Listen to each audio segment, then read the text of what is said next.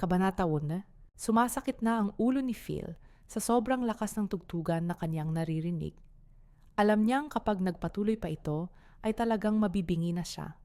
Gayunpaman ay tanging pagbuntong, hininga na lang ang nagawa ng binata nang maalalang mula iyon sa napakalaking speaker sa bahay ng kaibigan niyang may tama sa ulo na nagpa-house party para sa napakawalang kwentang dahilan.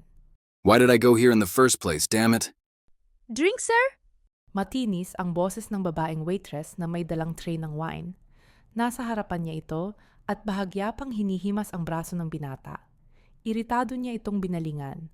Masyado siyang wala sa mood para i-entertain ang babae. You get off me, I'm not in the mood. Sa takot ay nagtatakbo ang waitress. Napailing na lang si Phil at muling nag-focus sa paglaklak ng Jack Daniels doon sa counter. Hanggang ngayon ay hindi pa rin siya makapaniwalang pinipilit siya ng kaniyang minamahal na magulang na gawin ang bagay na hindi niya gusto. Sa loob ng halos 27 taon niyang nabubuhay sa mundo, lahat ng bagay na ginagawa niya ay hindi naman hinahadlangan ng mga ito. Kaya laking pagtataka niya na ngayon pa, kung kailan matanda na siya ay makikisawsaw ang mga ito. Ang masama pa nito ay talagang sa buhay pag-ibig pa niya mismo.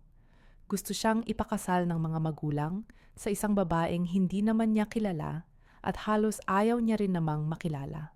Mariin ang binatang napapikit at humigpit ang pagkakapit niya sa baso na umabot sa puntong nabasag ito sa mismong kamay niya. Naalala pa ni Phil ang naging sagutan sa pagitan niya at ng ama na inabando sila. Gusto niyang maghimutok sa kung paanong nagagawa ng amang utusan siyang magpakasal sa babaeng ayaw niya na tila ba wala itong ginawang masama't nagmamalinis pa. Ilang oras lang ang lumipas.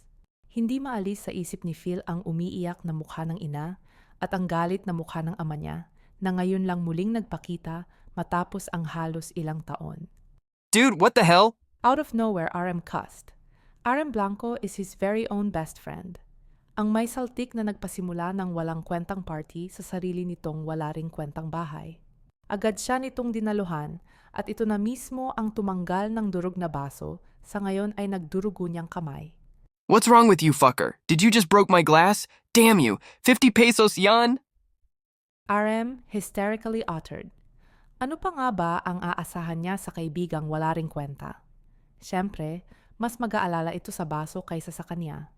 Fuck you, Aram, fuck you. Walang gana niyang mura sa walang kwenta niyang kaibigan. Umupo ito sa tabi niya at bahagya pa siyang inakbayan. Bro, don't you think it's about time? Maybe you should just get married.